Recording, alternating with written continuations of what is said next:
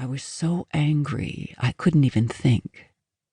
But now, a year later, I'm ready to come out of the dunce's corner like some sullen, grubby, pigtailed schoolgirl, one knee high, crumpled to the ankle, temper under control, but still holding a grudge.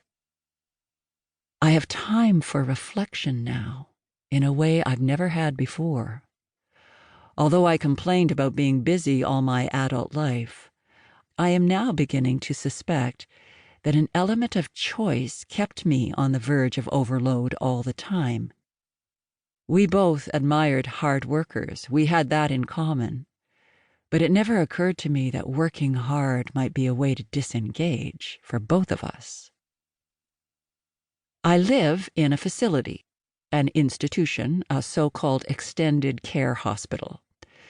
I'm not capable of looking after myself, but I'm not dying, so I won't be checking out anytime soon. I live on the first floor in the north wing in the corner room at the end of the hall. And this is important. My window faces east, and the way my bed is positioned, I bear witness to an old chestnut tree.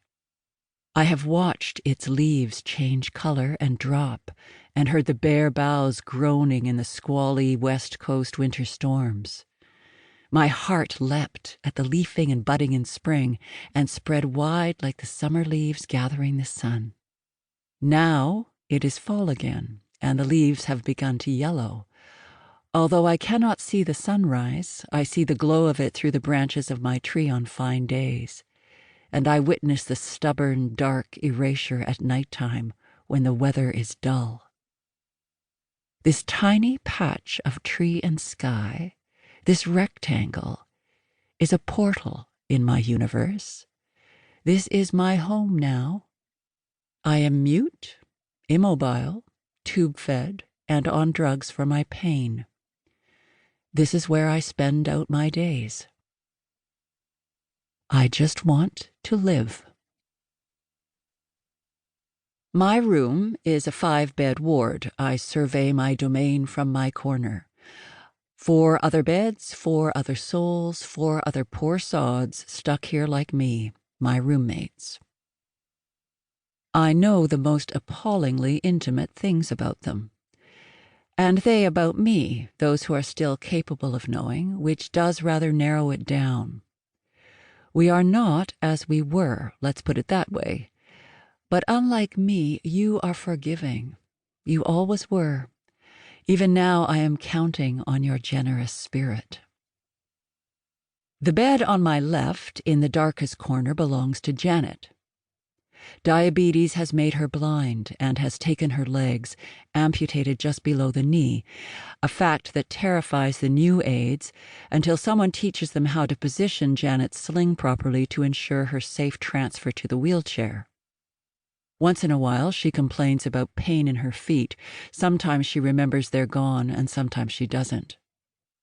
The nurses take her blood sugars, twitter about spiking and dropping, adjust her insulin, and tell the aides to push juice or back off. Janet says she doesn't care. Janet hates the food. Mary has the other bed with a window. But while my head is at the north wall, hers is on the south, so we face each other. Mary is the quintessential little old lady with her permed hair and stiff white curls, her dentures, and a tissue up the sleeve of her cardigan. She is the darling, everyone's favorite, loved for her smile and her sunny nature. She was still walking with the help of the activity aides when I first came here. But she's on the slow slide, and no one would ever try to transfer her now without the overhead lift. She's stiffened up gradually, and she talks a little less every day. We, her roommates, are grateful that she's past the stage of calling out constantly, "Hey, are you here for me?" thinking that someone was coming to take her home to her mama. Mind you, we do miss some of the more innovative excuses the staff used to try to convince her that her mother wasn't going to be too worried about her whereabouts. "You're so considerate of your mama," they would coo on a good day. "Your mama knows you're here, and she's glad you're safe."